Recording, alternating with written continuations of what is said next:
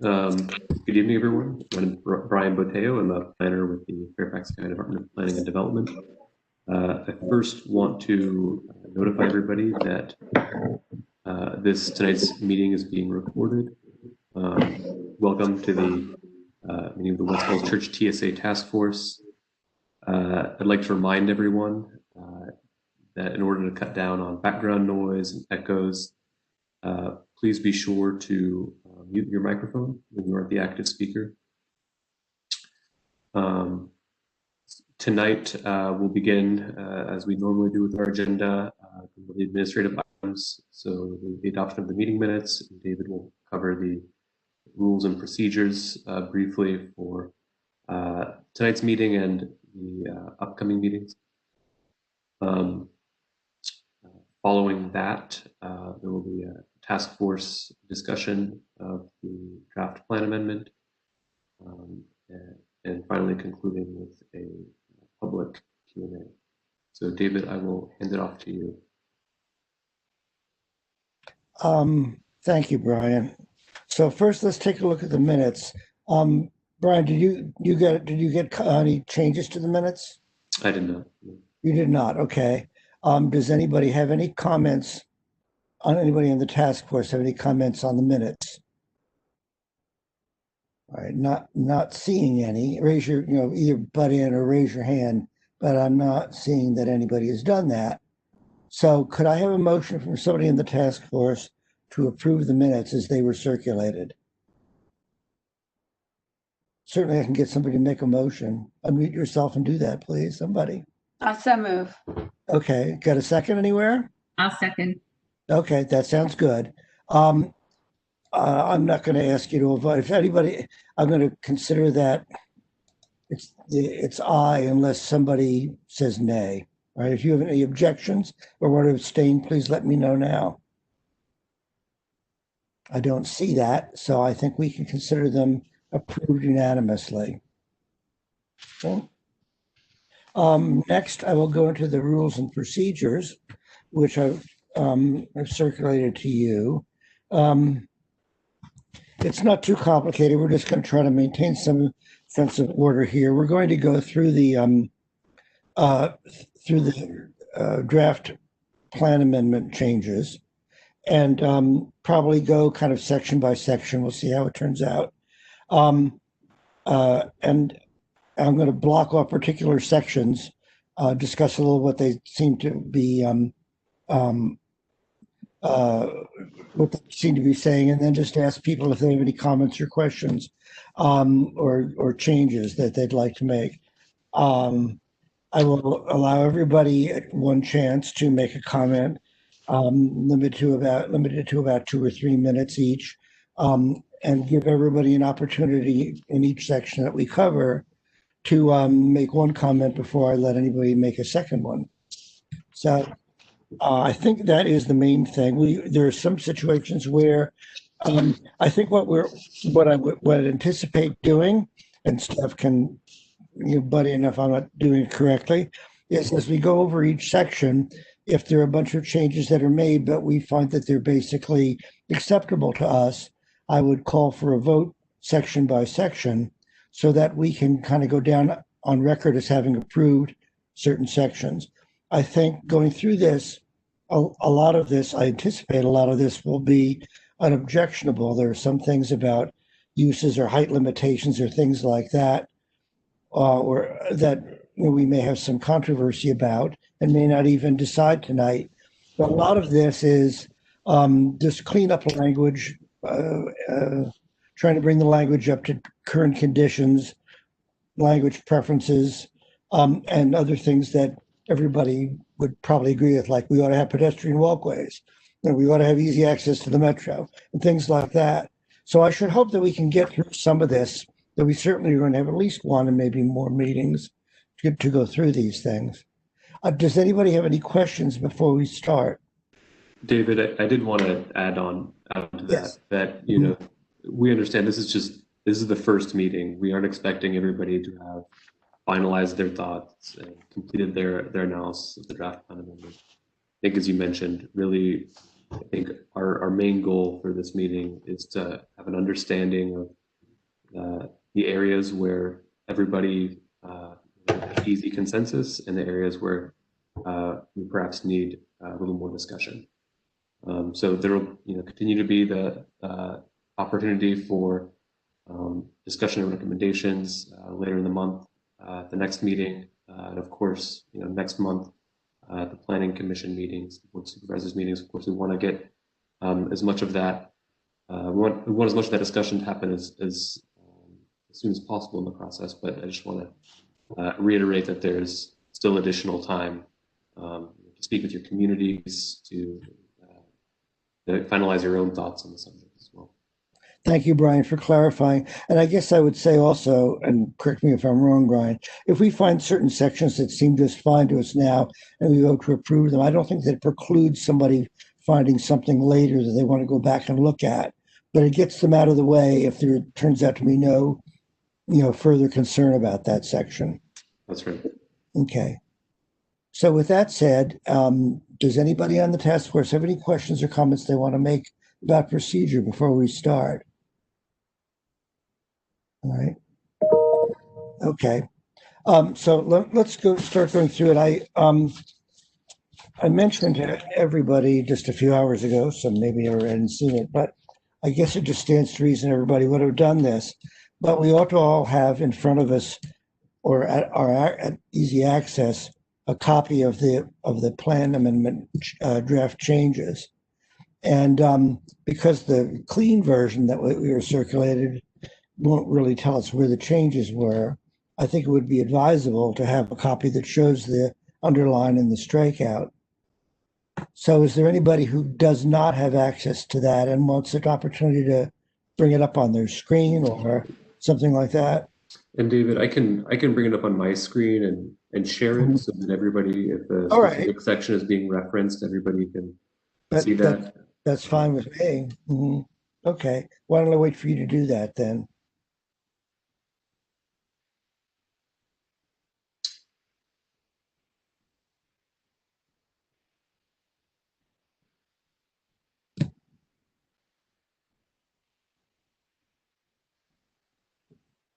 Okay, there we go.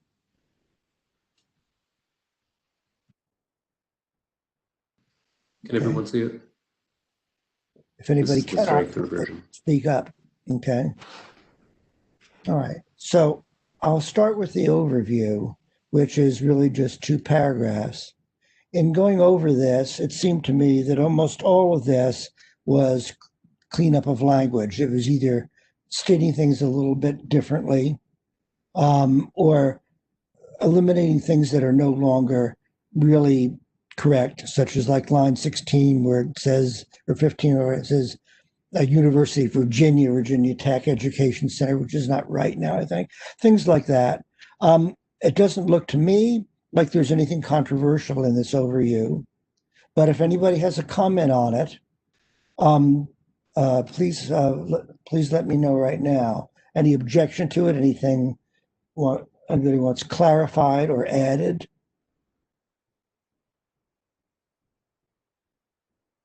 And I'm not seeing that. Brian, I don't know procedurally how this should be as the chair. Can I make a motion myself that we adopt stuff, or do I need to get a task force member to do that? We're going to be going through this procedure a lot. Or Ben, whoever you wants to speak up. It's a procedural thing. Yeah, I think that's fine. Okay.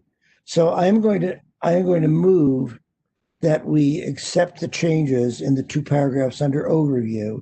I would like a second from somebody, though. Second. Thank you. Okay. I'm not sure how to do this voting. Should I continue, Brian, do you think, or Ben, to just do this the way I was doing it? Only asking for if you want objection. we can. It may be easier if we kind of do it by unanimous consent. So if nobody opposes, then. So I should just ask for opposition votes, basically, as I've been doing. Okay. If you think that's easier. I think it is too. Otherwise, everybody has to put up their hands, and it's not that many people. But if we don't need to do it, let me make sure nobody does have a hand up. All right, I am going to move that, and it's been seconded, that we adopt those 2 paragraphs as is. If anybody has any objections, please either raise their hand or simply unmute yourself and let me know. I'm not seeing anything. I think we can consider the 2 paragraphs under overview to be part of our recommendation. The changes, that is. I guess that's obvious. That's what I meant. Concept for future development. Let's see how far we want to go in this. Most of this also seems to me to be cleanup. When you get to page 3, there is figure 12. There is no change to that. All right, that is the existing composition of the site and the existing land units. So we're not adopting. There's no change embedded in this map anywhere that people are not able to see. So going through past that map to page 4, where you have the heading transportation. Let's go that far. I'm not seeing, again, anything that I would think would be controversial. On page 4, I think the second paragraph has been adopted, has been amended, partly just to clean it up, but also to reflect the fact that there would be higher densities and intensities as referred to on line 14. So this is motion to approve. Okay. Okay. All right. Do I have a second? I second. Okay. So we should really just have a discussion. I just want to make sure that nobody has got an issue with these. If anybody does want to discuss anything in it. Are we noting who is making motions to approve and seconding? I'm not noting that. Do you think we need to? Yes. Darren, Is that who is speaking there? I'm sorry. This is Christopher. Oh, Chris. Okay.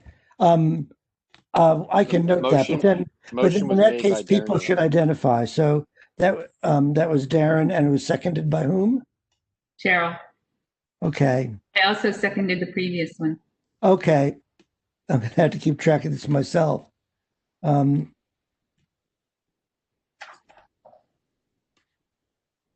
Okay.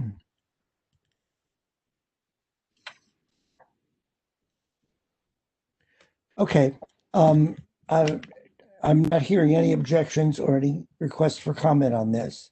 If anybody has an objection to adopting these paragraphs up through line 24, whatever it is, please let me know. I'm not seeing it.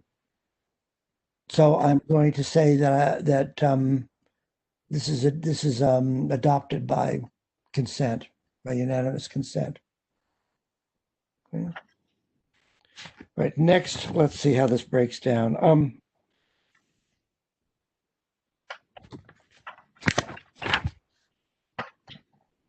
Just give me a second. I did go over this, but I want to see how far I want to go.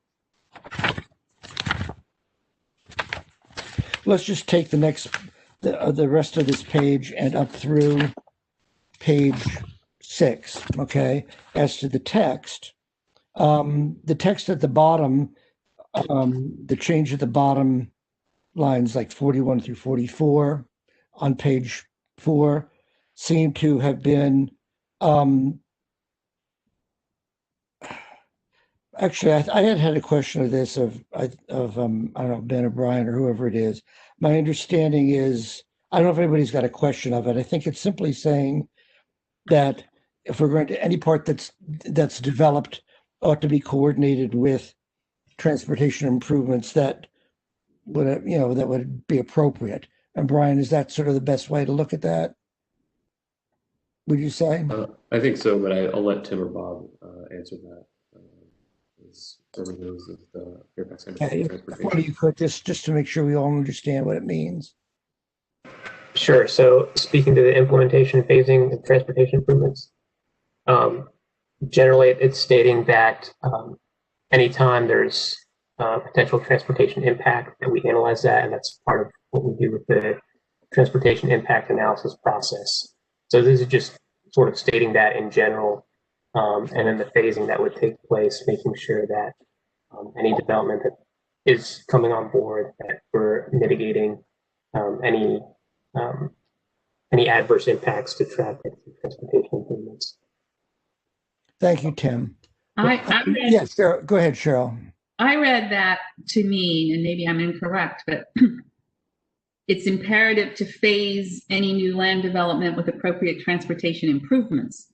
So I read that to read that we're stating that if we phase in new land development, that the transportation improvements will be phased along with it at the same time. Did I read that incorrectly? No, that's correct. Okay. And I did too. In fact, I kind of took it almost a little further because it seems to me it would give you the authority to say no to a development if you did not have the transportation improvements ready to go or to be implemented. I'm not sure if that's necessarily true or if we need to know that. Is that, could you read it that way, Tim, or not? I mean, it may be just a slight twist on what Cheryl said. Is it a reason it's in effect to oppose or to put off a development?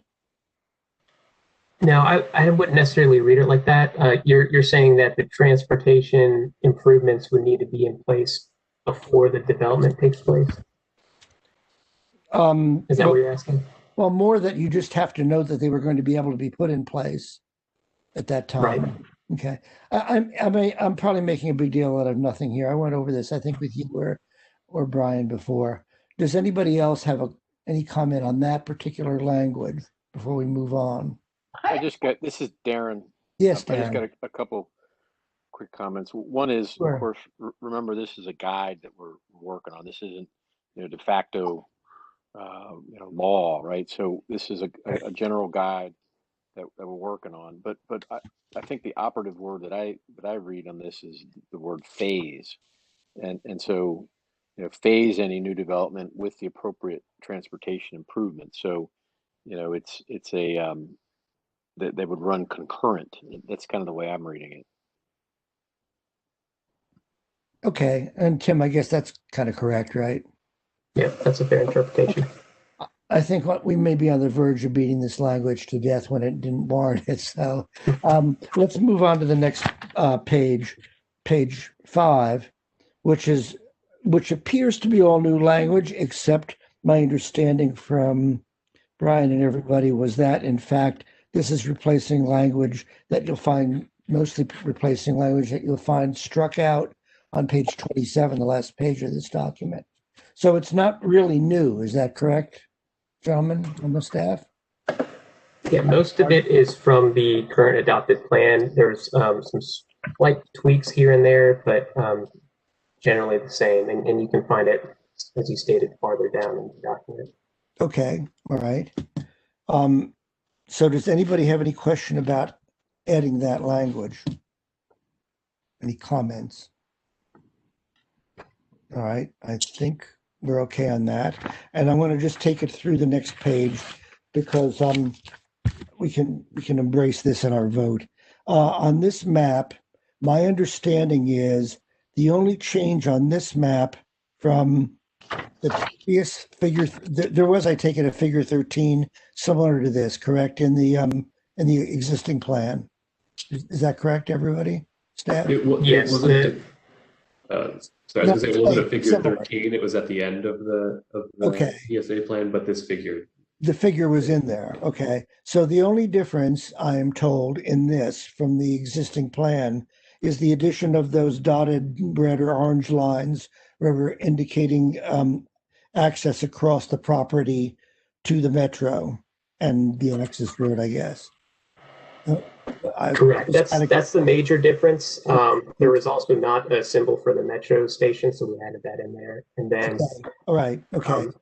There was a note closer up towards Pimp Hills along Leesburg Pike, referencing a primary highway service drive ordinance requirement, and we took that service drive ordinance requirement out.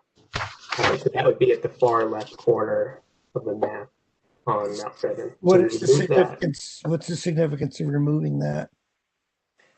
Just the county stance, or rather FCDOT stance of trying to get away from those sorts of service drives.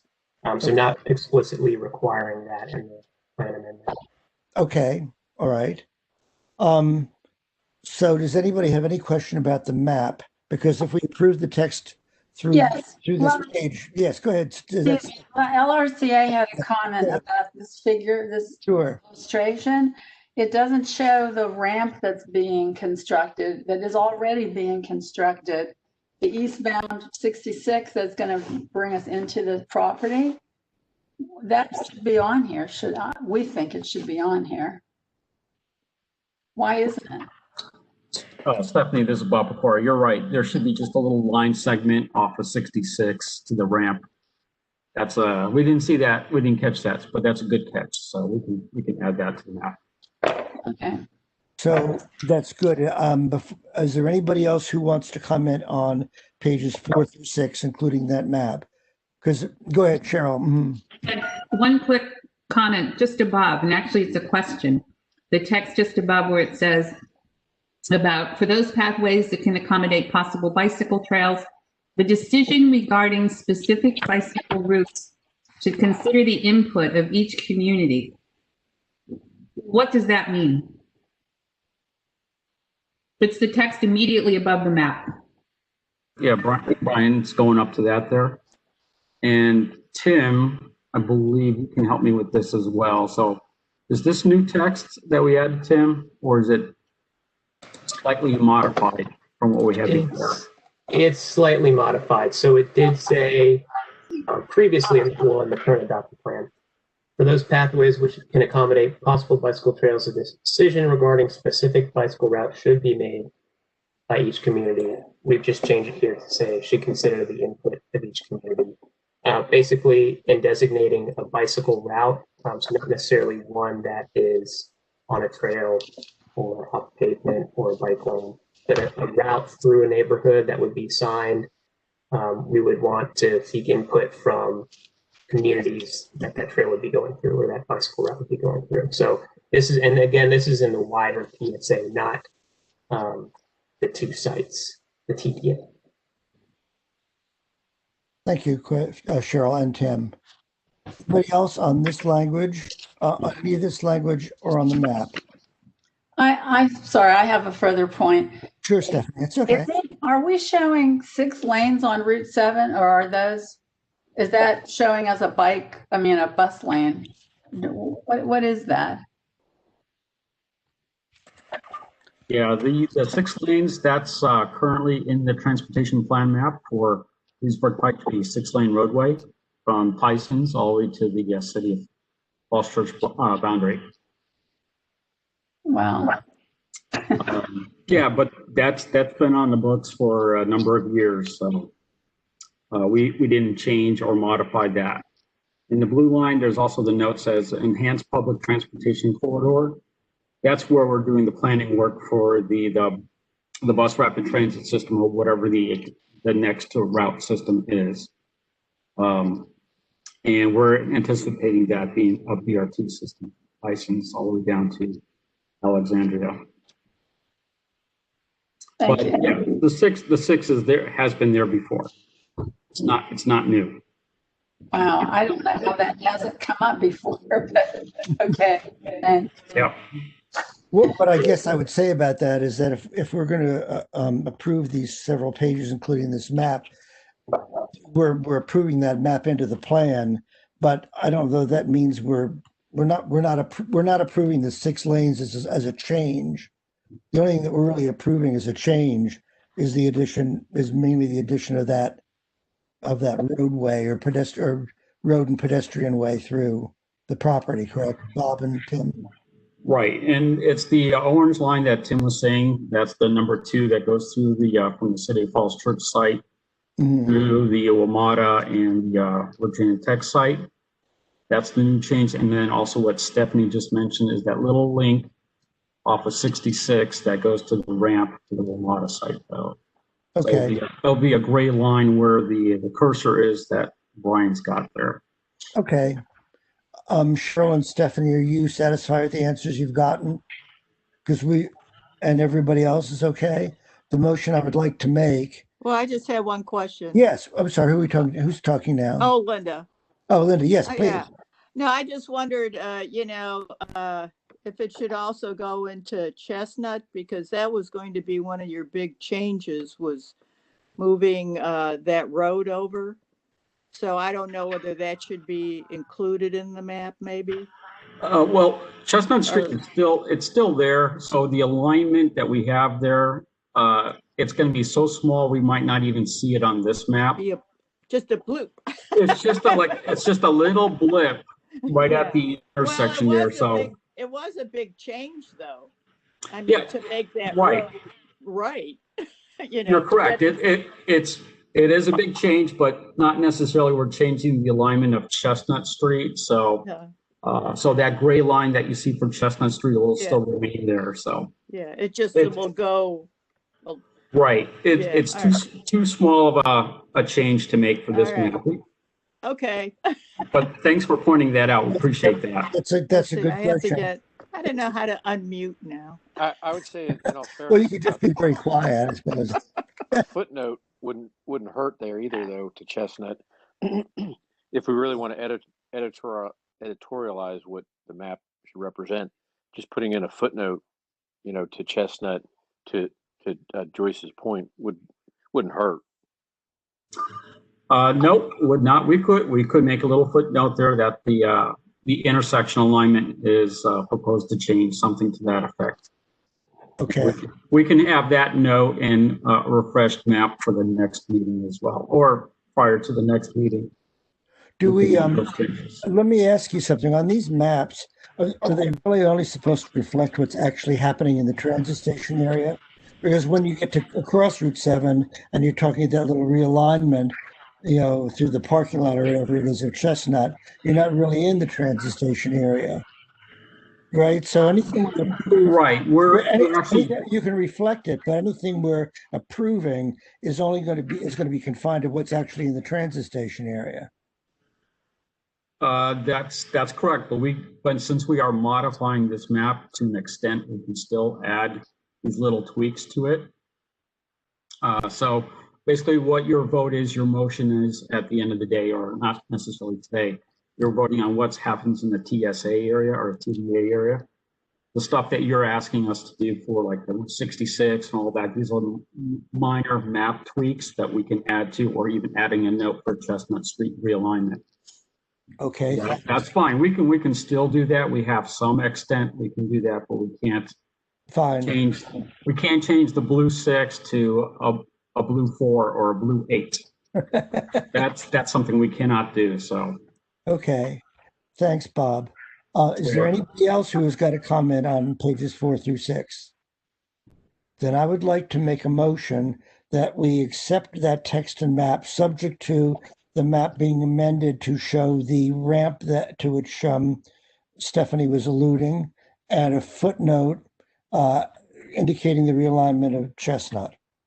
And I think, I'm sorry, go ahead. Anybody second that?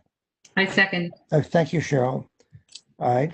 Once again, I'm going to ask only for indications that one opposes, and not seeing them, I'm going to say that we've adopted those unanimously. Give me just a second to make some notes here.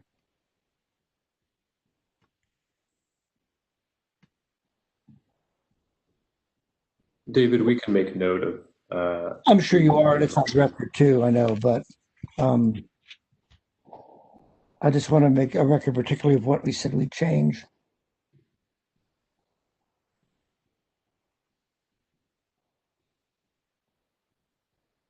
Okay, I think we're through with that part. Let's see what's next. All right, going on to page 7.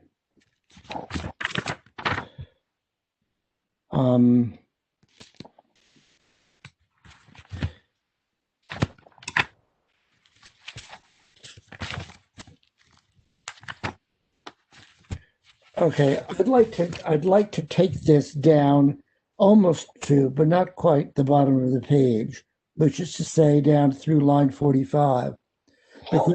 Because when you get to the bottom of the page, we start talking about dwelling units and institutional area and things like that, which are more substantive, and we might want to discuss that amongst us a little bit. But my recollection is there's not very much on the page until then that I would think would be worth discussing. But of course, anybody can raise anything they want.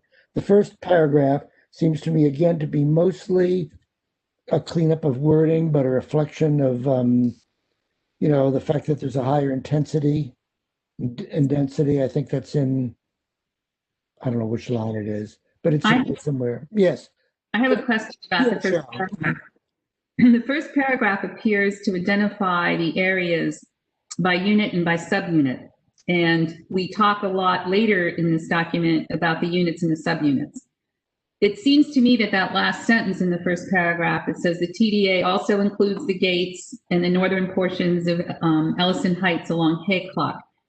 I'm assuming that those two units are not included in any of the future discussion on the units or the subunits, since they're not referenced anywhere in those units and subunits. It's a question. So those portions of land unit B are referenced later on in the document as the portion of land unit B within the transit development area. Okay, so both of those are included in land unit B. That's right. So there's only a portion. I can scroll ahead to this map. Yeah, I was going to say land unit B extends beyond this section. So only part of land unit B is within the transit development area, which is encompassed by the thick black line and is colored yellow. Gotcha. So that does include the gates of Westfall. The only reason I asked is because land unit B was a parentheses after Ellison Heights. I didn't know whether it included the gates. It was just the way it was written. But if it includes both, we understand that. Okay. Yes. Mm-hmm. Okay. So you're okay with that, Cheryl? Yeah. It was just a clarification. Okay. Yeah. Looking at that, I began to wonder why those are even in the transit station area, but that's not really a subject for this for this task force, since they were in it before, So, let's see. Let's just go on. I think, we'll look at these whole 4 paragraphs kind of together. Let's see. I think the second paragraph is mostly being deleted because it no longer reflects the numbers of dwelling units and gross square feet, that kind of thing. So it's not accurate under the plan we're intending to. The plan changes.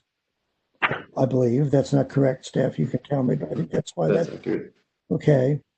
I will note that the new paragraph, the third paragraph, says the plan for the TDA orients new development to the metro rail station while remaining sensitive to the impact on the surrounding community.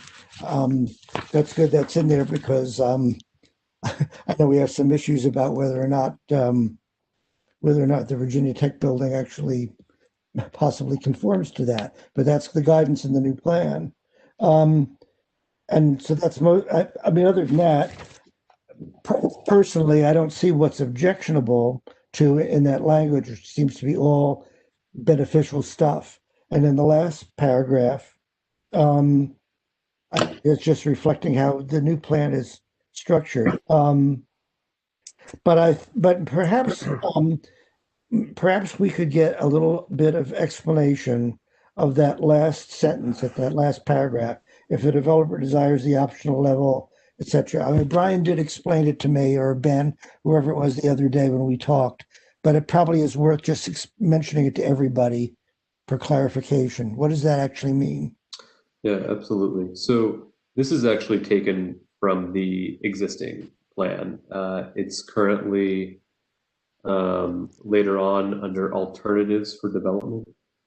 And essentially, if you look at each of the different subunits, it has a base level recommendation, which is how those subunits are currently planned and developed, and it has an optional level of development, which is a higher level of development. And if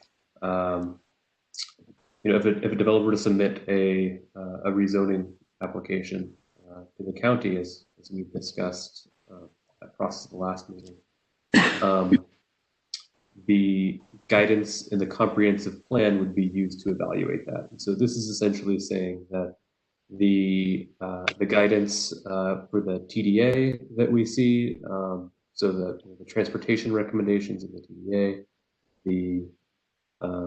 the land unit and the subunit recommendations would all be used as part of that evaluation of any proposed new development. And the expectation would be that the goals outlined in the plan would be fulfilled by any application that we receive.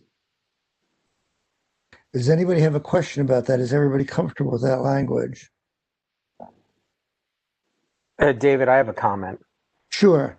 So, I find, I didn't object to the process, but it is a little odd that we can vote for things, but then it's not a final vote. We can come back, et cetera, et cetera. I mean, it's not my way of doing things, but it wasn't worth enough to object. However, now we're at the part of the agreement, part of the document where this is really the crux of what everyone's doing. This is about the density, number of units, et cetera, et cetera. So it seems to me that if we're going to be having these 2 or more sessions where we're talking about matters like this, that the basic question about how much is authorized, how much density, that should be held off to the end. I don't necessarily object to any of this, but I don't think that it's worth having a vote on the most important issue, or one of the most important issues, when there's going to be subsequent commentary and when much of the rest of the document informs this language. Thank you, Paul. And actually, that is why I chose to stop this discussion at line 45, because I thought that these paragraphs would probably apply generally no matter what we did. But when we get past that, we're talking about actual numbers. And Right. my inclination was kind of similar to yours on that. Let me just, before I turn this over to anybody else for a comment, does your objection extend to the first 4 paragraphs, or would you stop where I stopped after those? I think that the whole, it's just, it's, I guess, how close to the end of the cliff do you want to get? And I think that if it's part of the whole section, that it really should be considered together later on. I don't feel greatly emotional about this, but I do think it makes more sense to deal with it later on together with one of the true important parts of this plan. Okay, can I get anybody else's comments on this? Yeah, how does the definition of what we're talking about and the goals that we're talking about have anything to do with the specific numbers? I feel comfortable agreeing with the definitions of the property that's in question and the goals that are being set up by the organization. I think it's important that we agree on that first, and then we can start talking about specifics. I'd hate to come back at the end and say, I disagree with the goals. They list goals here. Okay, thank you, Cheryl. Darren, did you, you sounded like you wanted to add something. I just second Cheryl's comments. Okay. Anybody else have a feeling one way or the other about these 4 paragraphs only? I see Chris's hand up. Okay, sorry, Chris, go ahead. I would kind of take the middle ground and say that while we can tentatively approve the first couple of paragraphs of definition, that if the substantive discussion that occurs later on forces us to come back and revisit that we should be open to coming back and revisiting that language. Okay. And and Paul, I know you just sort of said you didn't really approve of the idea of being able to vote on something but go back, but this is, I think, just the situation I was referring to. I mean, if we see something later that causes us to question something, I don't see any reason we shouldn't go back. But if nothing else comes up that would cause us to question it, then we've gotten whole sections of this out of the way. So, I kind of, yes, I'm sorry, yes, please. Who else?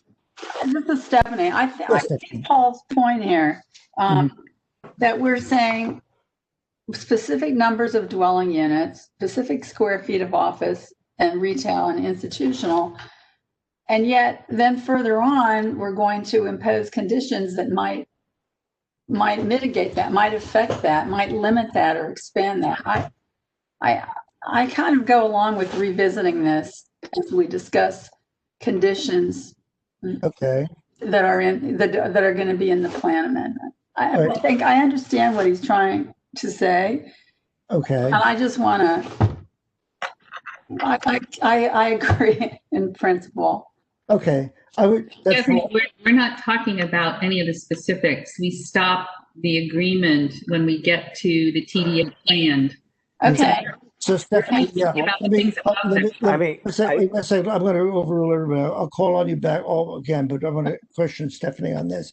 Where in those 4 paragraphs, I'm not going past those, where in those 4 paragraphs are we talking about specific numbers that you would object to? So it's line 47. Are we stopping before? No, I'm stopping at 45. That's why I stopped there. Okay. The Okay. exact reason that Paul was going into, frankly.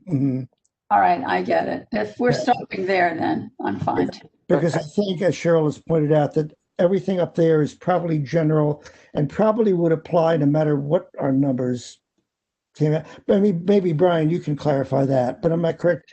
Those 4 paragraphs are really independent and can be viewed as independent of specific numbers we come up with for residences or institutional use or whatever. They're simply how we're going to divide up the parcels, that kind of thing.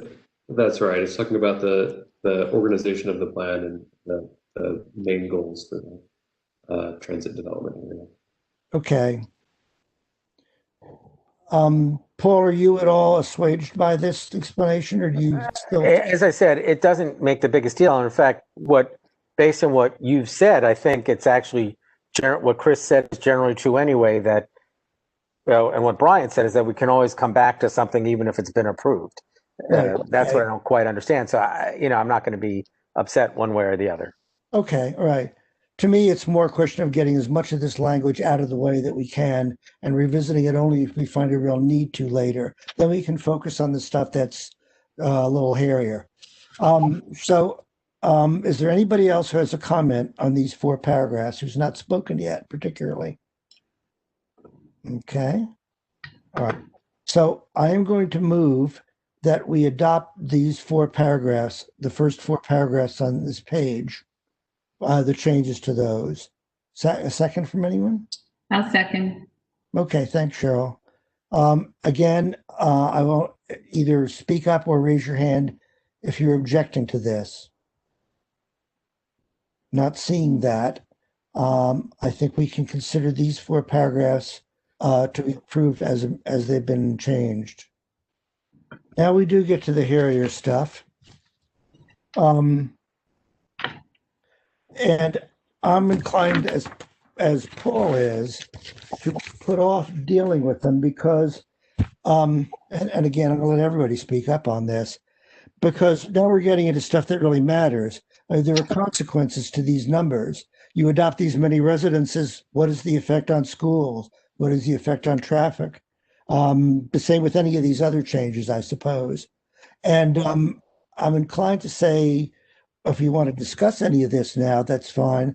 I would not personally be in favor of adopting these changes right now, but we can still discuss this.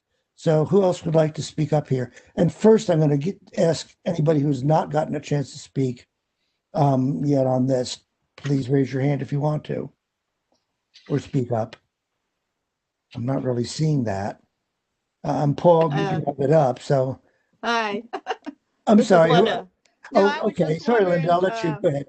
Mhm. With the numbers, if they could put in parens, like what is the amount that's really existing now? Because doesn't it say existing and new development? So it'd be interesting to see for me, like, we have 152 units here. I don't know how many exactly are in, the other developments, but maybe we could really see an exact number of what would be new then. I think that's a good idea, actually, because when I was looking at this, I was going back in the document trying to figure out, well, how is this a change? Like the 1720, I believe, is up from 1370 in the existing plan. And on the next page, the next two figures, office and retail, I think used to be together 90,000. So that's a total that's up, like, what's that, 349 from 90. And the 160,000 square feet is down from 240, except Brian and all explained to me that even though they were authorized under the current plan to use 240,000, they're using, how much do you remember, Brian? Less than this. Approximately 100,000.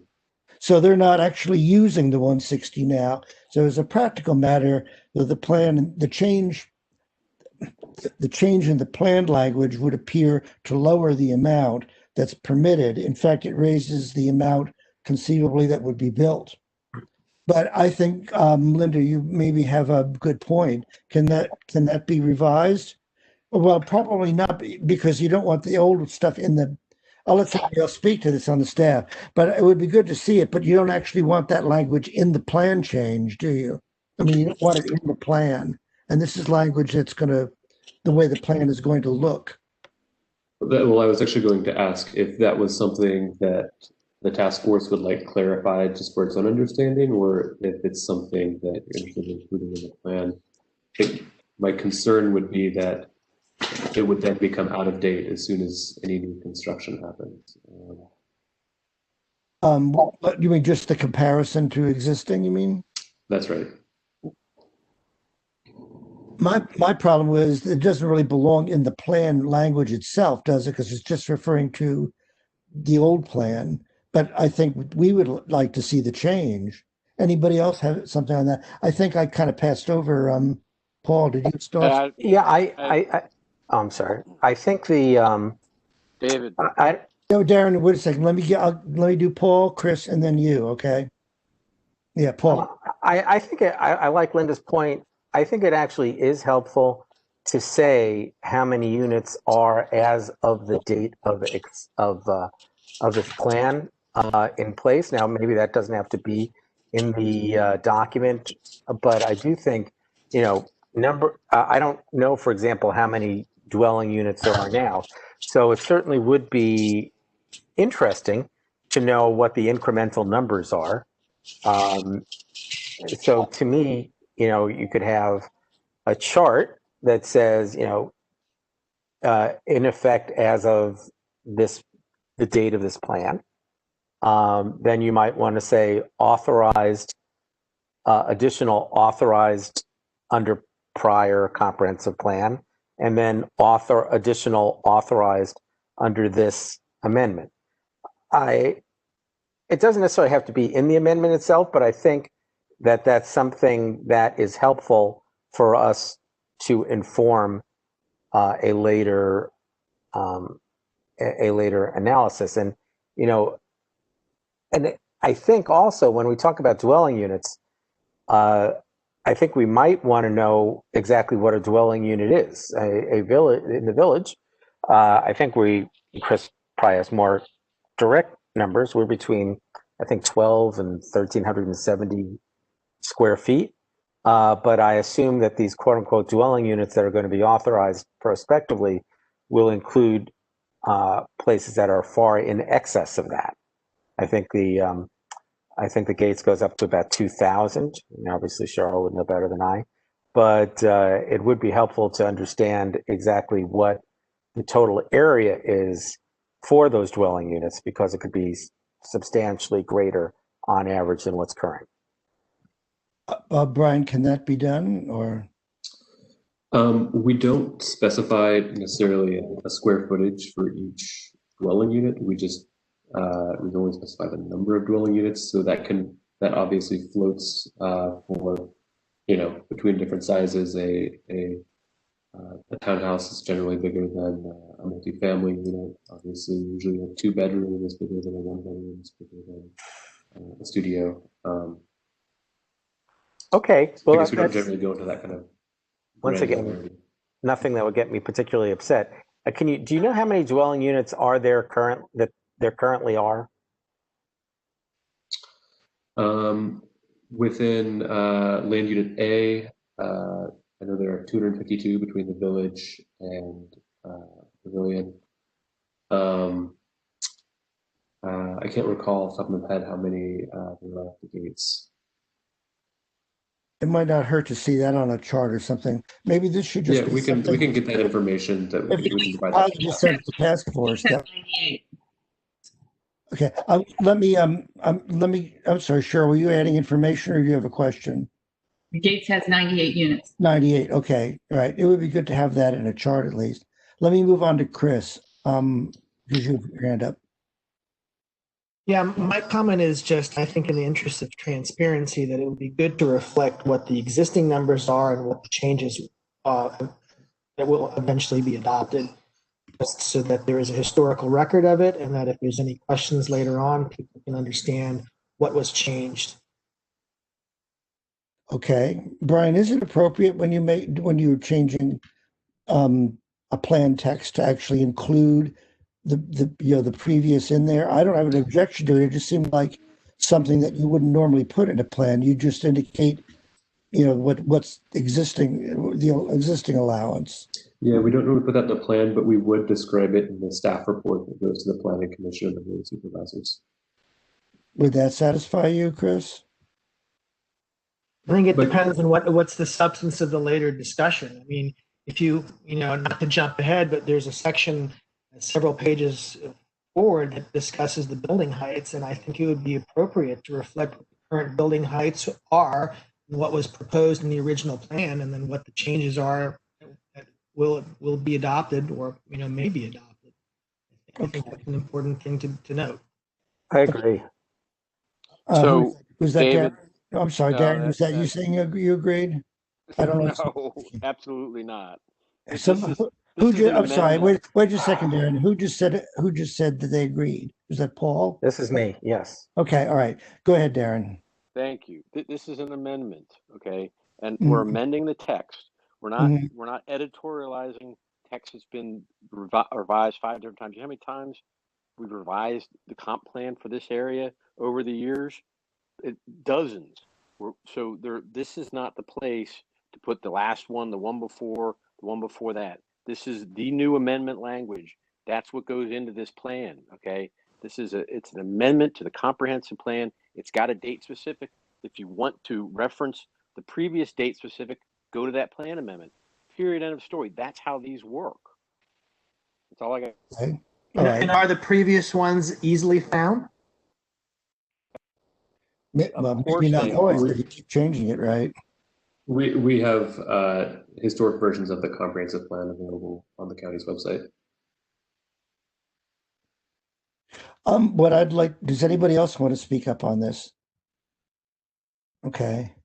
I actually would. There are editorial comments throughout the document. There are references to should, et cetera, and this is a material issue because there are some of us who live right next to this, and not everyone here. Everyone other than one lives very close to this project, and it is important for those of us, and this is not a technical amendment. There may have been dozens of technical amendments, but this is not a technical amendment. If I may, this is Ben. I think the task force was going to skip this section anyways, at least for now. Right. Yeah. So I think at a minimum, what we can certainly do is just bring back to the group a memo that spells out the existing and proposed numbers for the task force. I was going to suggest that because we're clearly not completely on agreement on whether this stuff should be in there. So I would say if the staff can prepare something that shows the comparisons that people have asked for, so we at least have that as a document. It's something we can present to our own communities for comparison, and we'll defer a decision about whether we're actually going to change any of this later. since we haven't even decided to change the plan to reflect the figures that have been suggested here. Right.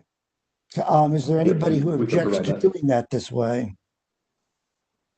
I don't know if I need a motion. Sounds like a good idea to me. Okay, I don't know if I need a, well, before I address this, what I would like to know though is there, this gets a little tricky here. Is there any reason we cannot, however, approve the map on figure 14? Because I don't think we have really any debate about how this should be reconfigured to show these different land units. Or is this too intimately tied up with the figures above, which I don't think it is, that we could at least approve that map change? David, once again, it's not something I feel really strongly about, but if we're approving one paragraph and then not approving another paragraph and it's all subject to review later, it seems to be more confusing than it's worth. Okay. The only problem I would say with not approving the map is we're going to have a lot of language in here now talking about subunit A and A1 and A2 and whatever.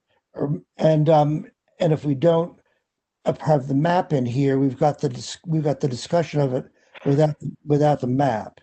So I don't know, does anybody else have a feeling? Chris, is your hand still up or is it up again? Yeah, I see your hand up. Do you want to comment? All right, I guess that was just a holdover. All right. Well, we've already approved the words to this map, this particular map 14. So why don't we just approve this particular map 14? I was going to suggest that we do that, meaning we don't approve even the words and even the wording on lines 5 and 6. We simply approve the figure. All right. Brian, is that doable, or does that fragment this too much? That's doable. It's up to you all. Okay. So what I would like to move is that that we defer any further consideration of lines of page 7, line 47 through page 8, line 6, but that we approve figure 14. Okay. Is there anybody who objects to going that route? Please either put your hand up or let me know. All right, I don't see any problem, so we'll proceed that way. But part of this is also staff will, I don't think I have to make a motion, or staff will, I think, provide us with some sort of table of comparisons. Brian, right? That's right. We can. I believe we provided them in the presentation last month. I can make Yeah, sure you that did. I think some of it. Yeah. Okay. But if you could just do it somewhere in a separate document, maybe, I don't know, maybe that would just make a lot of people feel more comfortable about this. Yeah, absolutely. Okay, thanks. Thank you, everybody. So moving on along. Actually, David, I do have one sure. comment about it, and it's sort of a tangential comment, though I think it's a relevant comment. Mhm. I didn't realize until I did a FOIA request and spoke to Brian that while we have all these statistics here, and Brian and Michelle can tell me if I'm wrong, that the county has not done any estimate of the revenues that will be generated from sales tax or property tax from any of these things. And the reason I feel that it's relevant is because later on we're going to be talking about issues like improving the area. And I personally don't particularly feel that all of it needs to be dumped on the developers. But I just want to note, and it's something coming out of the private sector that I find very odd, that if this is generating like $20 million of anticipated revenue a year, then when we get on later about improvements in adjacent communities where there are people who are most definitely at risk and will be clearly at more risk, that somehow the funds, as I believe Chris Wells indicated in, I think, the November meeting, just aren't there. So it's not a budgetary issue, but it seems to me, and I'm not asking them to do it now because it's too late to do that. It's just a very odd situation that I've never encountered before. And I'll just leave the comment at that as just a preface for some of the conversations we're going to be having later. Okay, so you're not actually asking for a response, Paul? No, I'm just, no, I know what the answer is. I did the FOIA request and I spoke to Brian, but I do think it's something worth discussing, worth mentioning. Okay. Brian, does anybody actually ever compute those figures for any development? We don't do that in Fairfax County. Okay. Well, I know we're going to get to this issue again, Paul, and it'll be, I know we'll have to wind up discussing. So let's just, if you're not wanting an answer, let's just defer that. Is that okay? Yes. Okay. Seeing no hands up, let's move on. And all right. With map on the next page, we get to figure 15, I think, don't we? Is that next? Yeah. Okay. So first of all, here we have another thing that I would suggest we can discuss, but I would maybe, and it'd probably be useful to discuss a little, but I would suggest maybe deferring, taking a vote on it, because if one of the more controversial things in this whole plan amendment is the heights in particular places along the metro and Virginia Techs. So I'm trying to think. I don't think that affects the text that follows it, however. But Brian, can you clarify? I mean, looking at all these other things, I do not see that the text that follows it is dependent in any way on having defined the height limits. That's right. I think this was where the map was located originally, immediately under the TDA map. And as Stephanie had mentioned, it may be more appropriate in her comments that received to the task force, it may be more appropriate to move down to the building massing and heights section. Okay. I'd like some comments on that. Excuse me, David. That was our observation, that this figure is kind of out of place here. We feel like it should be the last figure instead of in the middle because of the sequencing of the discussion. And the other point we have is that we don't see topography addressed anywhere. I remember you saying that, yes. And there's a piece of land that we think should remain undisturbed. And we didn't suggest language because we felt that if we point it out to the staff, they're the experts, they will know how to construct a discussion of topography and a figure of topography. But that's what LRCA has to say about this figure. Right, I read your thing, your document.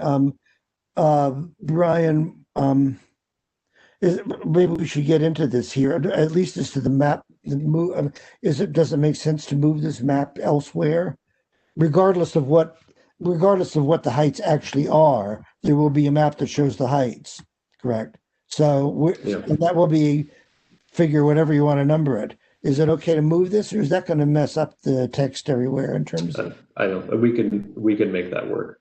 Okay. All right. Does anybody want to comment? Anybody got an objection to that, to moving this? Okay. Why don't you consider? We can try to figure out where that actually should go. On the topography thing, since Stephanie has brought that up, is it? Do you have it? How do you address that? Well, I don't know if that's an issue that the task force would like to discuss. Stephanie, I don't know if you're bringing that up for discussion right now. That's certainly something that we can look at adding language. Well, that's the main thing. I don't know whether we have to discuss it, but is it possible to? I mean, are you looking for Stephanie, for a discussion of the topography or a map that shows different elevations, or what? I feel like there are areas that should be designated no build because of the topography. I mean, I don't necessarily think that we need an illustration of all the topography, just an acknowledgement that some of this land isn't suitable for development. And particularly that bow-shaped area between Haycock and the Dulles access road, and then as it wraps around, Mhm. the very bottom where there's like a drainage area. Right. That's the part we're talking about. That if you on this map, it shows that it can be built up to 35. I think that says 35 feet, and we really think nothing should go there. So yeah. Okay. Maybe this is as good a place to discuss this as any. Because this is a more substantive thing, I suppose. I don't know whether anybody actually contemplates developing it, but on the other hand, if it's on the map as developable, then somebody could do it. So, I mean, but this is something on which people may have different opinions. So it's a substantive issue, not just sort of a procedural thing. Brian, do you have a suggestion how to address this? Because if we address it and we decide that the area shouldn't be available for development, is it correct that we really ought to reflect that differently on the maps? Yeah, I think if the plan were to say that an area, that specifically that area is not suitable for development, I think it might be a little misleading to then have a 35-foot right building height there. Okay. I have a question. Cheryl. How long will this plan, how long is it typically between changing the plan? I mean, technology could change. People might want to develop that land in 15 or 20 years from now. But if this plan only lasts 5 years, then yeah, we can put it in, but it's going to last 15 or 20 years. Then I would question whether or not we would try to limit somebody that we have no idea what's going to happen in the future. I don't think, isn't it true that a comprehensive plan can always be amended? It's not as if this is like the United States Constitution, which requires 3/5 of the states and 2/3 of the Congress. I mean, if you want to amend the comprehensive plan, you just go through another comprehensive plan amendment process. Yeah, this thing, I think you're right, Paul. This thing could last forever, or it'll last until somebody decides they want to build something there, and then they can't do it under the existing comprehensive plan. So they come in like these developers did and say, we'd like to ask to have the plan changed. Right. So, I mean, I agree with Stephanie. I think now, let me ask you, doesn't that, I've heard this and my memory isn't always the best, but doesn't that runoff area, doesn't that actually serve a real purpose? Yeah. Who from staff can answer that? Well, it does. There's the existing stormwater pond that's in that area right now.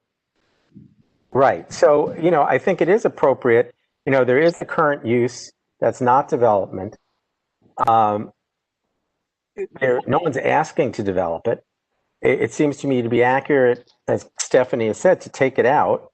And, it's not like by virtue of creating this change in the comprehensive plan that we create some precedent which makes a higher bar from anyone in the future who wants to do it. We don't know what it's going to be like in 20 years. So, but nothing here is going to prevent what would ever otherwise happen under a normal comprehensive plan process. If we want to address this, where exactly do we address it? Because as I say, we need to kind of address it substantively as we're starting to do, but we don't have anything right here to attach it to. So is there a place further on where we can discuss this in terms of like the reference to the maps that Stephanie was pointing out? I mean, they're maps in, I forget, I guess figure what, 16, Stephanie? And there was another one. Wasn't that you had it where you... Stephanie, do you have language that you want to propose? David, if there's a substantive recommendation the task force wants to make, then we can figure out an appropriate spot. Okay. In the plan. I think I haven't actually put it to the task force. Just one yes. question. Yes, go ahead, Cheryl. Nobody intends on developing it right now, and it has a valid purpose. What will the purpose be of specifying that it cannot be developed? Stephanie, what was the purpose of your group in specifying this? Well, if you look at figure 16, there are these green areas that are showing kind of landscape buffers or open areas. We had that in mind for it. And the fact that it's now a stormwater collection area. we're just trying to reflect. We feel like that showing 35-foot buildings there isn't accurate. I completely agree. Reflect a more appropriate use. Stephanie, this has been, I was wondering, or would you be okay with just including a description of that area and just how it functions, just so that it's clear that that's not an area that's being proposed for development? As I said, we didn't propose any language. We just submitted our observations, leaving it to staff to solve it. I think that's right. Figure out how to- We shouldn't have to propose the language, but it's more Right. clear. I'd like to ask, are you applying that only to those areas that you mentioned before, the bow-shaped area and all that? Or are you now trying to also apply it to the what was it, figure 16 or something, to the greenery that's around the existing developments? Because that gets kind of tricky if you're going to like. No. In figure 16, why does this one not have, the figure 16 that I'm looking at has see this right here, this, you probably can't see my pointer, but No. where it says TDA boundary, see this upper rightmost corner? Yeah. Mm, In figure 16, on the printed revised, the clean copy of the plan, that's shown as green. yeah, that's what I went to the dog park, I think. Yes, that's on 17. Right. You'll see it on figure 17. So that's all I was referring to about figure 16.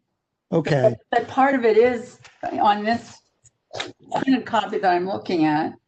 I'm looking at the clean copy, not the red line, and it shows that little corner as green. As a yes. Sorry, that was the first version of this that we had sent out to the task force. I think the following day I sent out an updated draft that had removed the green where the developers are proposing a dog park, removed it as a landscaped buffer. It is noted later on in the urban design concept as being recommended for park space, though, and not a landscape buffer. Is it still in figure 17 then? It's figures. Figure 17 does have it, at least on my marked up. It does. That's right. Yeah, okay, right. You know, I don't even know, I'm not entirely sure why this is even an issue. I mean, it has a current use that's not developed. No one is asking to develop it. There's nothing that prevents someone later on, if the nature of the area changes, from doing a comprehensive plan. And there is an interest in the area to not have this whole area look like the 5-block radius of the Clarendon Metro. So what Stephanie is suggesting is a recognition of reality, but also a recognition that not every single square inch has to be developed. And I see that, I just agree with Stephanie that it should be done in that manner. I'm not sure, it sounds to me like you're agreeing with Stephanie. I know, that's exactly, no, I am totally agreeing with Stephanie. Oh, you are? Okay, all right. Yeah, no, I'm 100% okay. agreeing with Stephanie. I mean, the point of this, and correct me somebody if I'm wrong, the point of all this is nobody's seeking to develop it now. But if it says you can build to 35 there and the comp plan allows that, then, you know, Evan and his friends and all can come in 5 years and say, well, the plan allows us to build to 35 feet now, and now we want to do that. And the point of marking it off is to say that under this plan, this needs to be kept a green area or Yes. a natural area, so that nobody can even come in here and say they've got a right under or a guidance under the plan that would permit it. So on a substantive Correct. I would agree, though we haven't exactly taken a vote among everybody on this. But partly my question now is where do we want to reflect this? Because we're not actually at that point in the document. You know, do we want to actually take I was going to wait till we got to where that was and then bring this up maybe for a vote on changing the maps. What do you think, Brian? I mean, if there's discussion right now, and I don't think it makes sense to necessarily table it and come back to it later. I think it would potentially affect this map. So, So we only changing maps? Is there anything else to change, or do we just need to just change maps? Well, I would need to know before I voted exactly what we're talking about. I mean, are we talking? I don't even know from the general description what we're talking about. No, I think we can go over that again. But but first, what I'm asking is, do we have to change any text, or can we just simply change the map? I don't. 35.2. It's related to what you were saying earlier, Stephanie, about not providing an amendment. It's not our expectation that the task force is going to provide, text that it would like to be dropped into the plan, but we are looking for recommendations that could help staff draft some potential text. So I think that we are looking for a little guidance in terms of what the general substance of what you're proposing is. Well, I think. Oh, I'm sorry. I don't want to interrupt Stephanie. Wait a second. Let me just make sure nobody else does anybody, since Paul's spoken a number of times, does anybody else want to speak on this before I address him? I'd like to say one more thing. I remember, and I don't know which, it was somebody's presentation.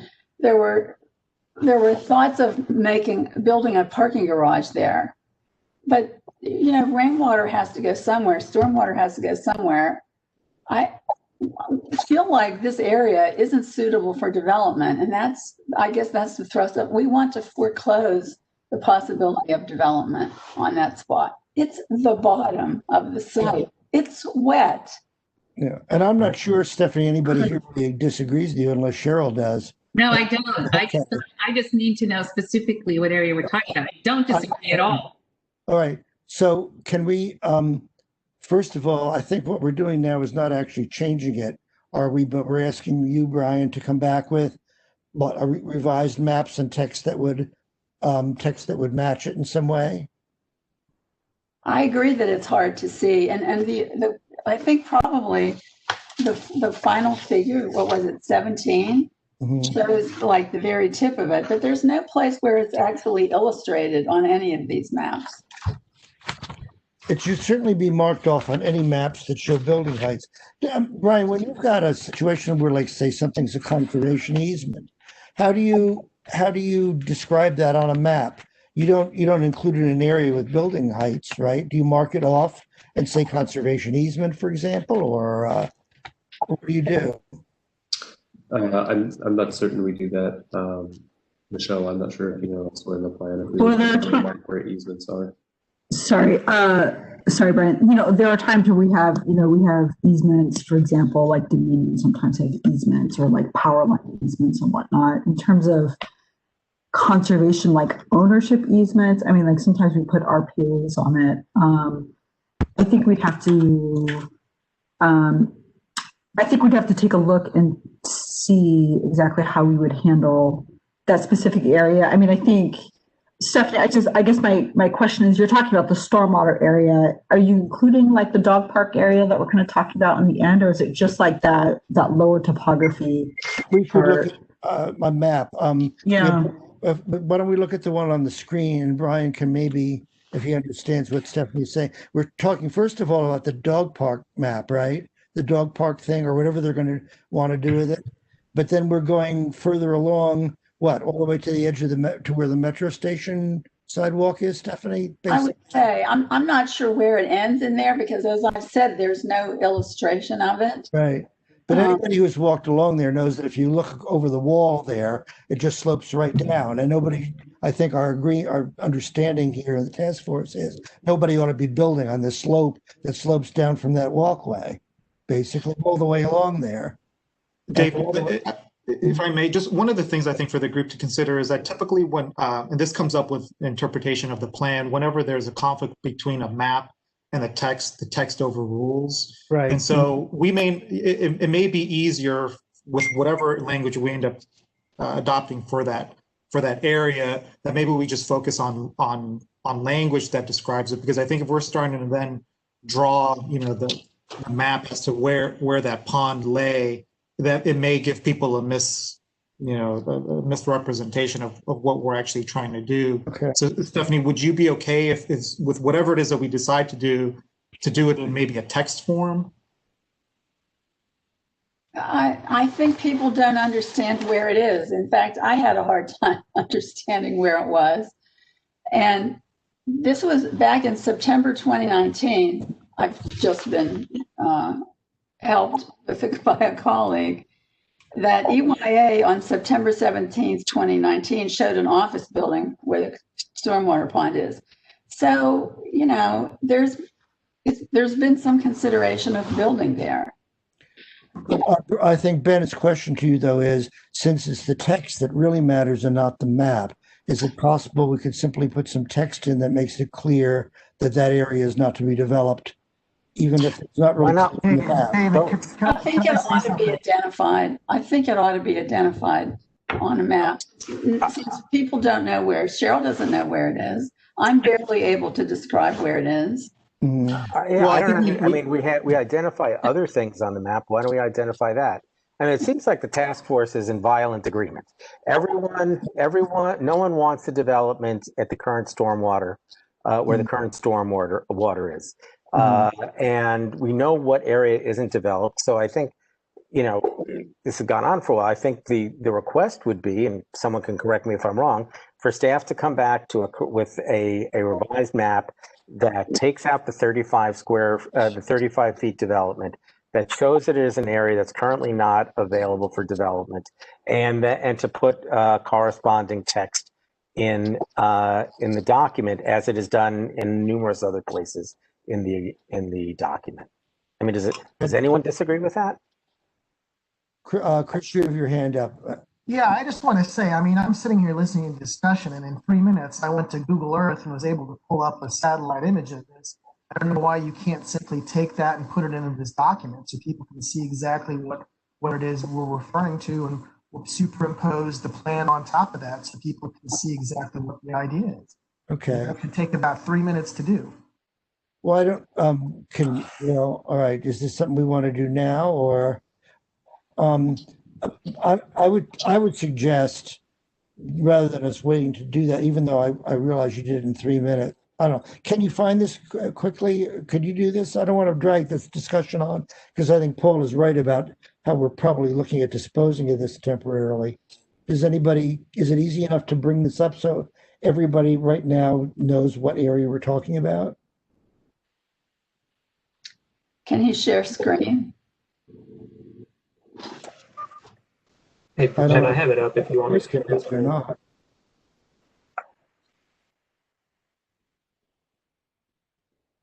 Okay.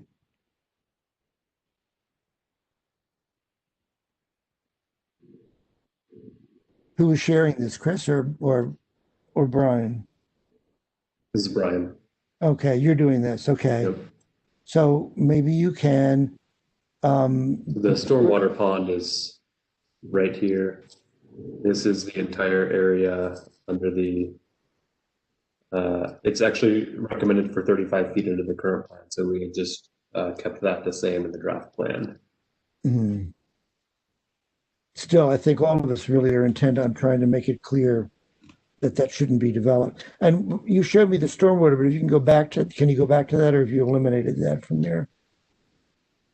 So are we talking about, Stephanie, about going all the way to Haycock on this? Where does it end on the right end of it, in your opinion? Because that one corner where Brian's got his cursor now is where they're talking about putting a dog park or something, and God knows how they're going to fit a dog park in. I think it's mostly for Chihuahuas and Los Lopsos, because there's not much space. Is that how, Stephanie, how far you're intending to, where are you intending your confinement of your prohibition on building to end along, as you see it? Stephanie, are you there? We lost her. Sorry, I was muted. Okay. I think it goes from Haycock all under the access road and over to this stormwater pond. Okay. But if developers can make a useful park out of that one piece, Why wouldn't we allow them to do that? That's that one piece. I'm not saying don't make it a park. I'm saying don't put a 35-foot building on it. Okay. Oh, I All right. see. All right. Okay. I see. I see what you're saying. So, right, it wouldn't really affect our prohibition on building, just building anything of any height. Okay. Well, why don't we leave? Unless there is somebody here who objects, I would propose that we let staff play around with this in terms of language or in terms of a map or anything, whatever it can do, and then we'll just consider it next time.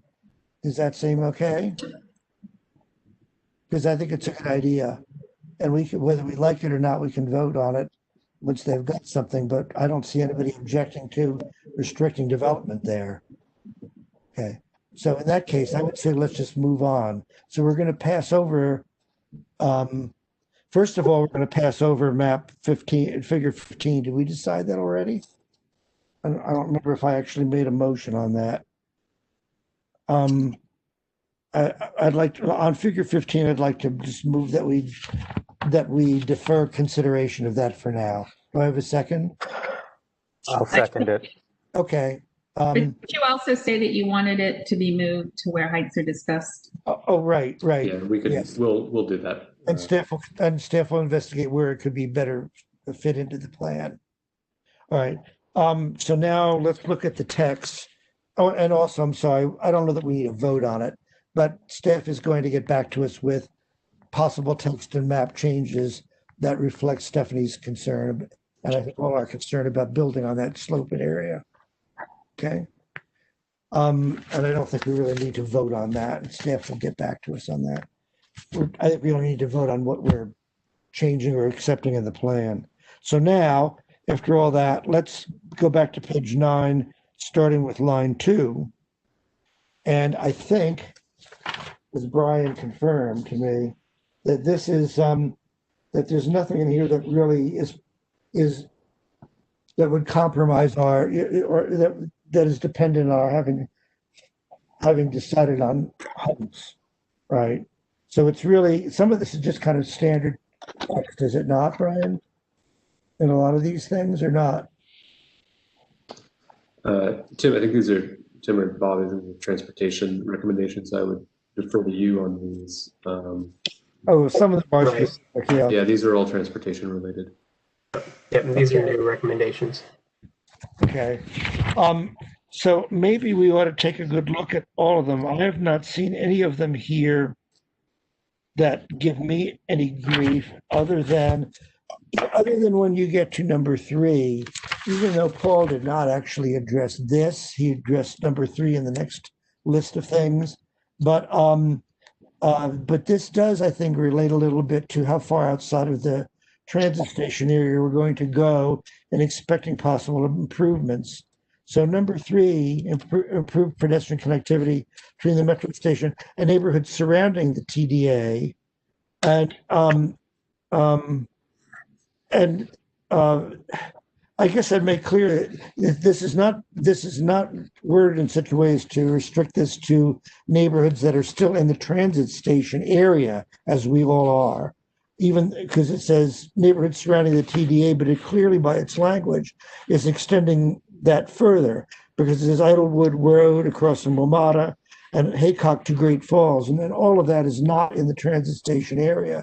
So we are looking at something more extensive, and the question is, do we need to go further? Because I know Paul is concerned about stopping at Great Falls Street. We could, I suppose, extend this language, but I would say that it by no means prohibits us from looking at areas that Paul is considering, since it just says, for instance, or what is it, such as it says, such as those couple of areas. I don't but David, Yeah. you know that I want to be more specific than that. Yeah. Do you want to deal with that here, or do you want to deal with it where I dealt with it? I'm at, later on.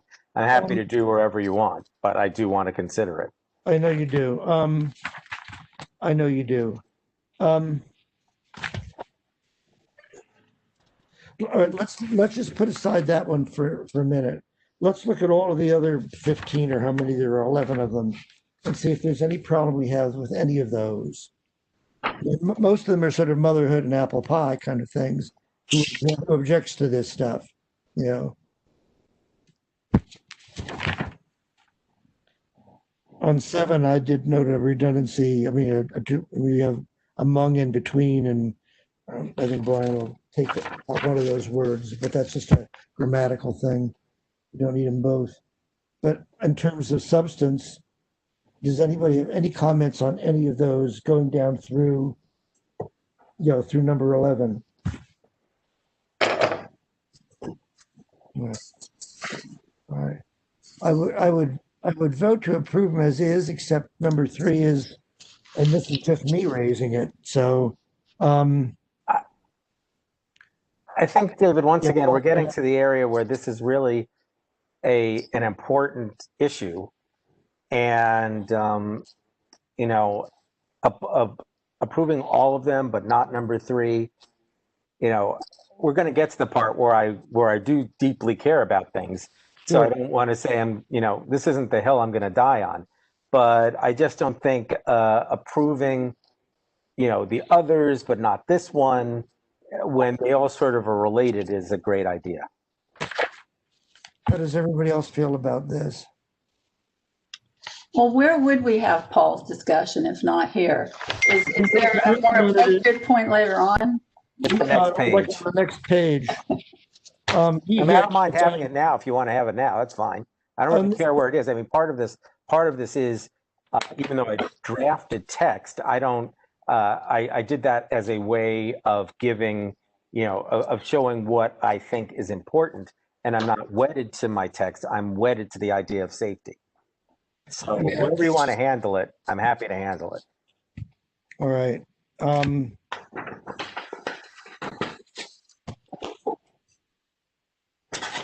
First, let's just see if anybody, without actually taking a vote, let me just see if anybody else has got any problem, and I have not heard one yet, with any of those 11 points. Everybody's comfortable with them?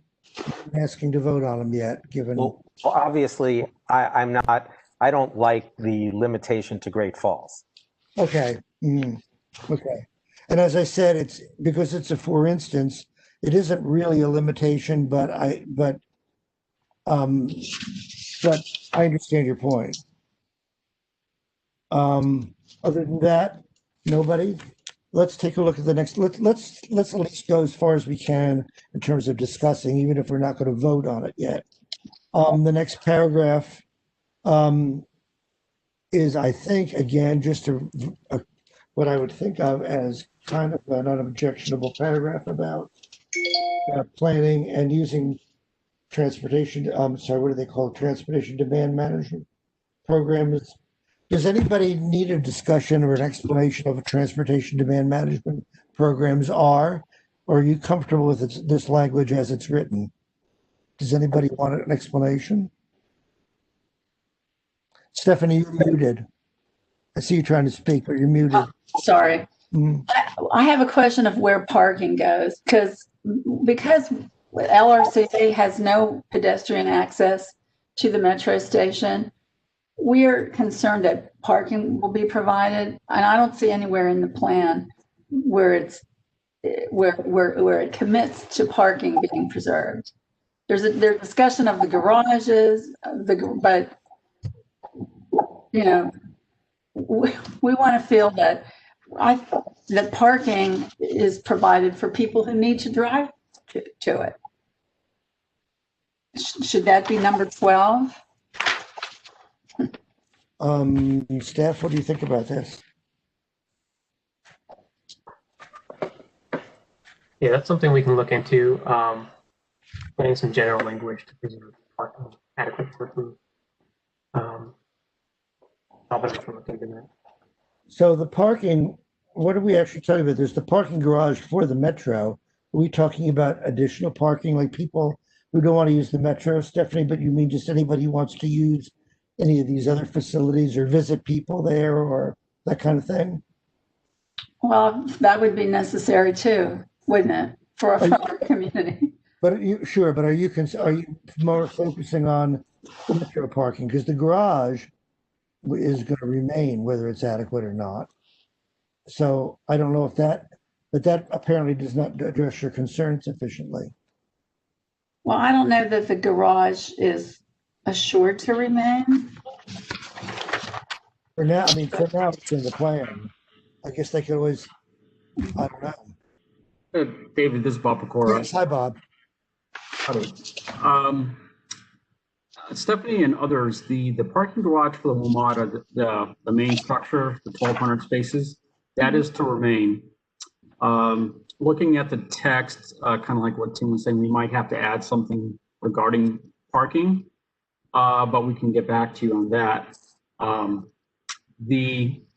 As the development occurs around the parking garage with what WMATA is proposing to do, they're going to be looking at structured facilities that are integrated with the buildings. I'm not talking about the townhomes themselves, but the other buildings, the other multifamily or the commercial buildings, they're looking at integrated parking garages, and they may actually have visitor parking besides the necessary parking that goes with those developments, those projects. There might be something inside.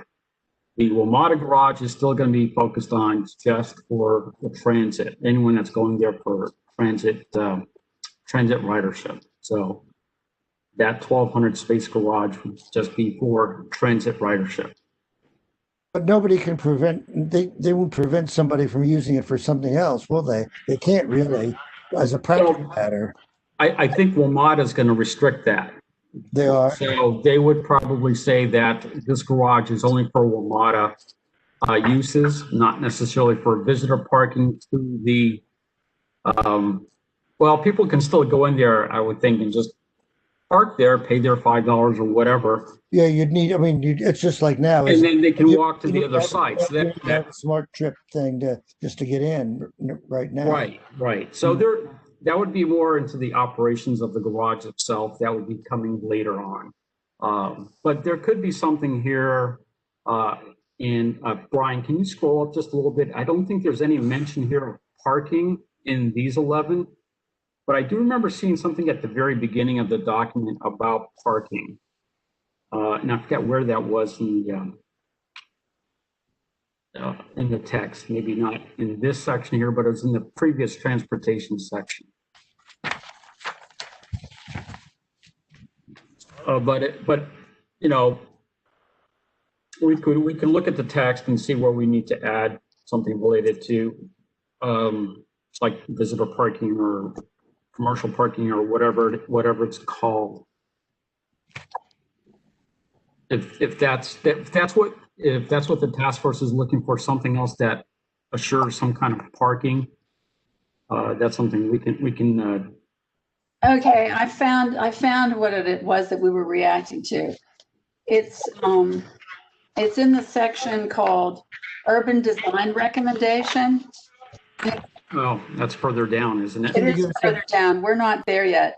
It's the site design of subunit A1 should not preclude future redevelopment of the WMATA commuter parking garage. That's the section that we were worried about, but we aren't there yet. So we can defer this. We're concerned about the parking garage being redeveloped as something else and eliminating commuter parking. Okay. That's a good point, right? And yes, I think that WMATA still would like to retain that, as does the county, for commuter parking, that garage itself. So they'd like to, but what prevents them from changing their mind, if anything? Well, the Fairfax County Transit Department will probably stand in the way. So they couldn't actually decide 4 years from now or whenever they've built all this stuff, they don't even want a parking garage, they want to build another office building or something. They can't just tear it down. So, no, this is a longer story, but the WMATA has a board of directors that they respond to that is regionally based. And I think the person to speak to it more accurately would be Stephen Segelin. I'm not sure if he's on the call today, but we can make sure that he's here for next time. But yeah, there's. I just want to jump in also. I mean, redeveloping the garage would mess with our numbers, the development potential. on the site. And so at the moment, there's not that, like redevelopment of the garage is, for example, to my understanding, not part of the TIA at the moment and not part of our development potential. So say WMATA comes in and wants to build a new residential building, tear down the garage and build a new residential building would require us to look at things. That's correct. We would have to relook at that transportation impact analysis if that changes. You know, unless there's some other major change, like nothing else is built, and then suddenly they want to tear down the garage and build something where the garage is. The development potential is the thing that caps us. Well, then this, although I'm raising it out of sequence, this sentence should be struck then. It says it should not preclude future redevelopment of the WMATA community parking garage. That's not appropriate to be in there. But I jumped ahead, so we can defer till we get to that Hold page. on to that. I understand your point, Stephanie. Where are we? But just while we're on the points, we've just discussed it. Yeah, I mean, Stephanie is absolutely right. And more so because of what Michelle just said. If you don't even have the authority under the current comprehensive plan process to do it, it shouldn't even be there. It shouldn't be there. I mean, a very strong case for it not being there because it's not even allowed under the current process. But it also shouldn't be there because this document should really reflect to someone who's looking at it what's intended for the area. So, you know, we're putting lots of stuff about what the development should be, but we should be just as accurate by showing what the development should not be. Okay. You know, I agree 100% with those statements. That should be struck from the text. Well, I'd like to do that or put it to a vote, but I would really like to just hold on to that so we're not jumping back and forth. I realize we've already discussed it. We may not need to discuss it anymore. Let's just wait till we get to that part. For now, the issue is, do we need to add anything to these particular, whatever they are, criteria or whatever that are listed here to cover parking? Or would you, Stephanie, be satisfied with striking that when we get to it? I think we can strike that when we get to it. All right, because otherwise I'll ask staff to prepare something if you think it needs to be in this section. But you're not, I think, asking that still for now, correct? Stephanie, is that was in your email from that we received at the county, correct? Yes. Yeah. Okay. It's in the email. Let's see. It's number 14, paragraph 14 and 15. Okay. Yeah. No, it's actually 16. Okay. Yeah. So I'm losing track on where we are. It's actually it's the paragraph we're talking about. The paragraph of Lemon Road submission. Yeah. Not of the Oh, okay. I'm comp going plan. crazy. So don't look for that unless you have that in front of you. Okay. So I want to clear this up. What if anything should staff do about this now? Or I was thinking that we can take a look at it from staff's perspective and work with WMATA so they understand what the change is proposed to be. I also want to just point out that it is 8:45, so if we want to have this discussion tonight, we could, but it could run longer. Or do you want to wait till like the next meeting? It's up to you, David. So I would like to wrap up this part in terms of whether or not we want staff to just do anything at this point. All right, not about going 3 pages down and changing that text. I mean, if you feel there's something you can provide, then provide it, but I'm not sure Stephanie cares now. Well, I wanted to ask Stephanie if it's okay if the staff can look at the comments you provided, our discussion tonight, and see what we can do to adjust the language or delete the language as you stated. I would like to see that. Yes. Thank you. Okay. For the next time, right? For the next time. For the next time. So I'm sorry, Bob, your suggestion was that as to the language that we had been talking about, you're going to look at whether we can just delete it? Is that what you just said? Well, I'd like to talk about with staff and then with WMATA staff so they understand what the changes are being proposed. Okay. All right. We have some WMATA staff on hand, but I want to make sure we have them understanding what's being proposed. Okay, And our staff too. And our staff too, right? Thank you. It's not okay, DPD, it's all county staff and the development team.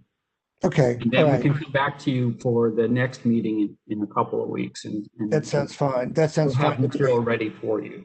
Okay, anybody object to that? Well, we can just go that way and then we can stop the discussion of that.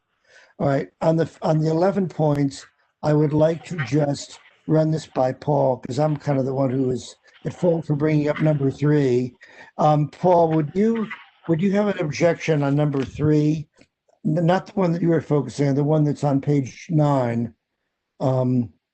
If instead of simply saying such as from Idlewood Road across the WMATA rail yard and along Haycock Road to Great Falls Street, if we change it to such as, but not, what's the word I want? Including but not limited to. Yeah, exactly. Yeah, can we do that? Fine. Thank you. Because if Great. we do that, I think there's no reason we can't simply adopt all of this language from line 2 through the end of number 11, and that stuff is out of the way. Great. Okay. All right. So with that change, I had one right. question. Yes, I'm sorry. Who's Oh, it's Linda. Yes, go ahead, Linda. I'm not sure whether this is where it belongs, but we're kind of concerned that our gate to the metro is not on any map, or, because it is a pedestrian way to get from the villages and the pavilion into the metro center right now. Okay. So we want to make sure that there is going to be that access even during construction. We're wondering how that's going to work out because we do have several disabled people who are using that gateway, into the metro. Okay. So I'm not sure where to put it or what map to put it on or. All right. We should definitely deal with this, but if you don't mind, Linda, let me just put you off a second, at least Sure. long enough that I'd like to make a motion to adopt. I want to get this out of the way first. Right? I thought it So- would go in one of these, but okay. Oh, I see. Well, I'm sorry. I had no idea. I'm just wondering where I could put it, and it might be in one of these 11, from 1 to 11 somewhere, or would it go Okay. somewhere else? I just don't know.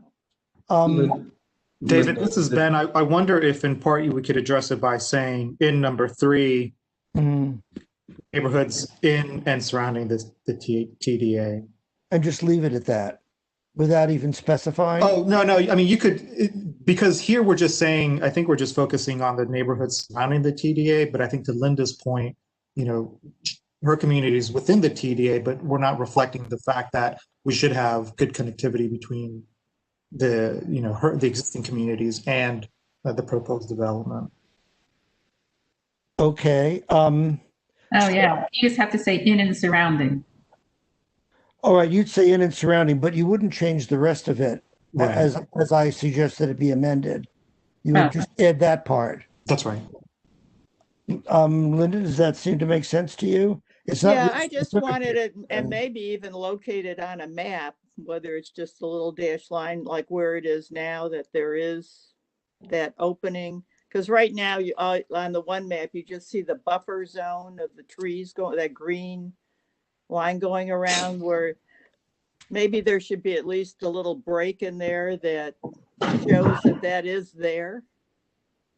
Linda, the other thing, we can definitely take a look at the map, but it may also be good for us to look at that in other sections. I was thinking of the phasing section for any development that comes in. So we want to make sure that we retain, kind of the existing connections that exist as part of that phasing plan. So that, for example, you're not precluded from accessing the station just because of whatever work may be underway. So there may be another location for us to be able to add that language as well. Okay. Okay. All right, just sticking on this part now.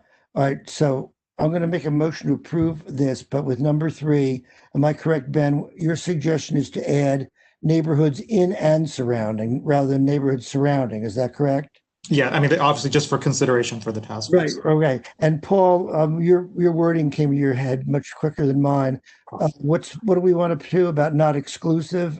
Including but not limited to.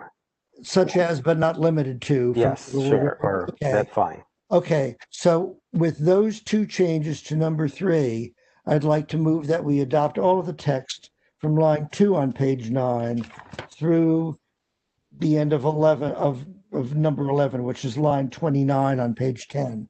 Do I have a second for that? I second it. Okay. Anybody who objects to that, please let me know. All right, I think we can consider that we have passed those changes. Now, I guess. So, David, yes, could I Sure. make a comment? Yeah. So we've never hesitated to go over the 2-hour time period. Yeah. And I have a feeling and I know that we're going to have some real discussion items coming up. Yeah. So I'm just wondering if we can perhaps once end before the 2 hours, Okay. rather than going, starting fresh the next time with what I think will be some lively conversation. Yes. Okay. I'm amenable to that. We do have to find a good stopping point. I was almost thinking we could at least begin to address your issue, but that will be a long discussion. I don't expect to resolve tonight.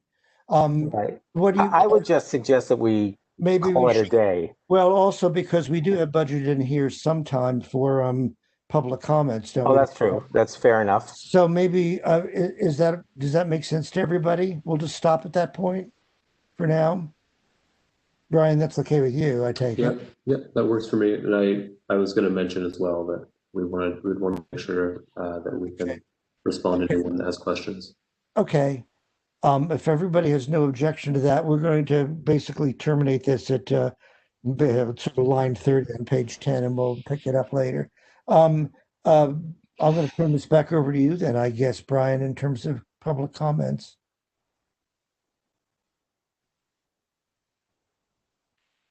You're muted. You're muted. Sorry, my screen just shifted from Okay. my screen. Okay. All right. I don't know if there's any members of the public here that has a question or comment they would like to make. If you do, you can raise your hand. You do so by clicking on the participants button. It should be on the bottom right hand of your screen. It's a silhouette of a person, 3 small bars. If you open that up, there should be a hand icon, small square hand icon at the bottom of the participants list. You can click that and raise your hand. Angela, I see your hands raised. You are unmuted. There. Yes, this is Angela Dinkle. I live here at the Villages, and I'm still not keen on the building, the towers. So I just wish there was some way they could kind of cascade the height or something and put a park or whatever. But I agree with Paul and a lot of my fellow neighbors here that if there's a way of smoothing that instead of having just this big tower over us, that would be great. And that's all I have to say tonight. Stay tuned. Thank you. We know you all feel that way about it, and we'll certainly be having to talk about it. Anybody else? Thank you, Angela. Actually, I don't want to interrupt, but based on what Angela said, Brian, do we have the shadow studies? Partially. I'm still waiting on some additional information. Okay, so I just want to note, David. Yes. That back to the July meeting, that Neil Kumar mentioned something around 130 feet, and now they're still talking about 130 feet. So you have July, August, September, October. And we haven't seen those shadow studies. And even if they came today, we would need time to look at it, get our own experts, which I think we would probably want to do. Why, and I'll just leave it out here and put it out here for right now. Why months later, we still don't have these shadow studies for something that is so important to the village? And that's a little bit foreshadowing for the future. And I've been very open about it. I don't know, maybe Neil and David Baker from Virginia Tech could explain a shadow study. I think it might have to do with something about, 2 years later, Virginia Tech and Converge not having a comprehensive plan in place, a comprehensive agreement in place. I don't know, but I just want to put a stake in the ground that the concept of the shadow scientific issue, just like the concept of anticipated traffic is a scientific issue. It is not a matter of opinion. You can have opinions based on those facts, but we don't have those facts. We haven't been given the opportunity yet to even bring that to our community or to try to challenge those facts. So, I know we're having 2 meetings in January, and we didn't have a meeting in August, but this rush over the shadow study, which we still don't have. And I invite anyone to look at the July meeting at the end to see Neil Kumar talking about it at basically the same height they're still proposing now. And is not just simply a matter of opinion to be voted on by the places. And I wouldn't have even mentioned it, but Angela did mention that. And it is an ongoing issue where we're going into a comprehensive plan amendment and we still don't have relevant information. So Brian, we talked about this earlier today. When might we expect them? And then the question is, how long does anybody need to actually analyze these things? Because if somebody needs months to try to understand what they mean, that's not going to fit very well. What's the procedure here? Okay, but let me just say, that's not our problem, right? It's the problem of the management of something that was going on over there. No, I understand, and I understand you have a problem with what's happened. Now I'm really just trying to focus on, though, from here on forward, when do we expect them, and how much time is reasonable to look at them, and how much are we willing to hold everything up to make sure that they get a good look? David, they are complex technical documents. Okay. The TIA is, for example, it would be a map showing the locations of the buildings, times of day and times of year, and where the shadows lay during those times of day and times of year. Mm-hmm.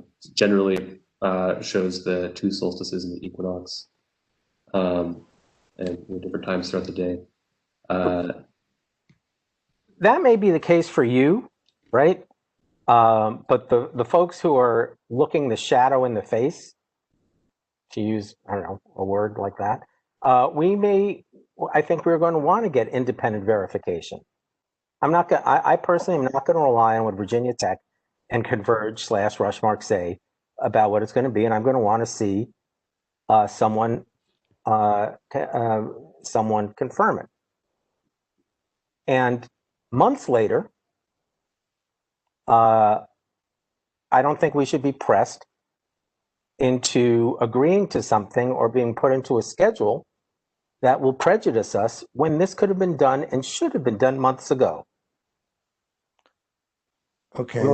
Just to remind you, on January 15th, 2019, that is when Virginia Tech, under the Private Public Educational Infrastructure Act of 2002, chose Converge. So it's been almost 2 years. And in that time, they have not yet even concluded a comprehensive agreement. And, and I've detailed how I've not been given information that I've been asked, so that I had to go back to the act myself to find out there's something called an interim agreement, and then put in a second Freedom of Information Act requirement to find it, then to find out how clearly Virginia Tech is in control of this. And even now, almost 2 years after it was chosen, and since July at least, when 130 feet was mentioned, we still don't have this. We don't have this information. Okay, well, I think we understand your point, Paul. So where can we go? First of all, I'll just ask you, Neil Kumar is on this call, right? He's the representative of Converge. David Baker is the representative of Virginia Tech. Maybe they could explain what's going on, because I don't understand it. Brian, I thought we didn't I see something today that indicated that they actually just come in. Didn't you say that, Paul, in some email? I don't remember. I heard from Brian that something had come in, right? But I haven't seen it. I don't know what it is. As I And, said, you we've know, received some information and we're still waiting on some of, we've asked them for additional information to this. Okay. Okay, so just to be clear, January 15th will mark the 2-year anniversary that Converge was chosen. And 2 years after, we still don't have something that is so basic. Okay, Paul, I'm going to ask you we understand your point about you feel like this was not done properly in terms of time and all that. Let's just proceed step at a time. Brian, do you expect that we will, that Paul or anybody else who's interested will be able to get these within the next 2 weeks so that we can discuss them at least preliminarily next time? I would expect so, but Neil would be able to speak to that better than I can. Why don't we let Neil speak? Expectation. He's here. We've had other people speak. Why doesn't Neil address this issue? Neil, could you comment on that? Yeah, sure. I'm happy to. We have been working with staff, and I think that's what Brian is trying to tell you over the past, month or so from when the shadow study was requested. We've provided them different variations of it, and even as late as 5:30 today, I sent him another variation of different ways to look at how the shadow kind of cast along the parking lots through in the villages during really to look at the worst case scenario, which is on the winter solstice. And I suspect that, and Brian can virtually kick me under the table, but I'm assuming he wants to present this information to the task force, and he probably hasn't had a whole lot of time to put everything together, and he probably wants to have some more clarification that he and I have not spoken about yet. Right. And I'll note the words different variations. We're not going to trust, and we shouldn't be expected to trust the study that's going to be shown to us. We should have the time to independently providing something that. Go ahead. I'm sorry, Neil. Are you talking still? Go ahead. No, what we've provided is something that our architect has produced. I don't monkey around with it, and if you want to independently verify it, I certainly have no objections to that. But we're going to need time to do that. Okay, well, what I'm going to suggest on this is let's just proceed as we are. In other words, if you've got something and it's being Brian is gradually collecting it in parts or whatever, and when he gets it and he has comments or anything, he gets it out. The whole issue of whether it gets independently verified or how much time we're going to allow for it doesn't have to be discussed tonight. We know how you feel about it, Paul, and that may come down, for all I know, to a vote on how we're going to address this ultimately. But since we know how you feel, I don't think you need to keep restraining. Okay, I don't need to repeat myself, right? Yeah, so we know what the situation is. Let's just see what we got next time and see where we go from there. Okay, everybody? Brian? This is Ben. I don't mean to jump in, but we have another attendee that's. I'm sorry. What do we have? Meredith has her. Oh, okay. Has her hand raised. Meredith, you're unmuted. Hi, thanks. I just wanted to say that I'm really excited about what you all have been doing, both in the builders and the task force. And I hope, to participate more in these meetings and just being able to listen in on your guys' conversation has been really beneficial for me. And I'm excited to see more. And, if I can become involved more, please let me know how best to do that so I don't miss these meetings and join late in the future. Thank you. Thank you, Meredith. I'll be sure to, I think maybe have your email address from the registered. I can add you to our distribution list and get updates. Thank you. Okay.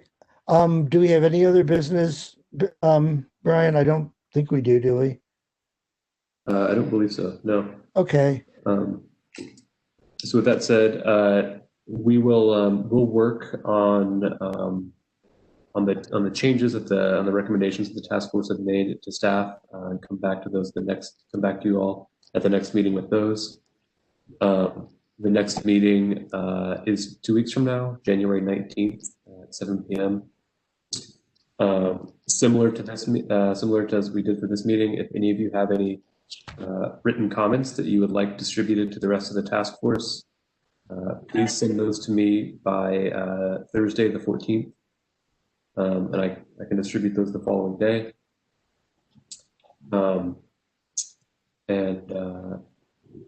With that, see you all in 2 weeks. Thank you so much. I'll be posting the meeting recording online, and in the coming days as well. Okay, thank you, everybody. 10 pages down, only 17 to go. Yay. Whoopee. I appreciate everyone. Bye. Thanks. Good night, everybody. Good night.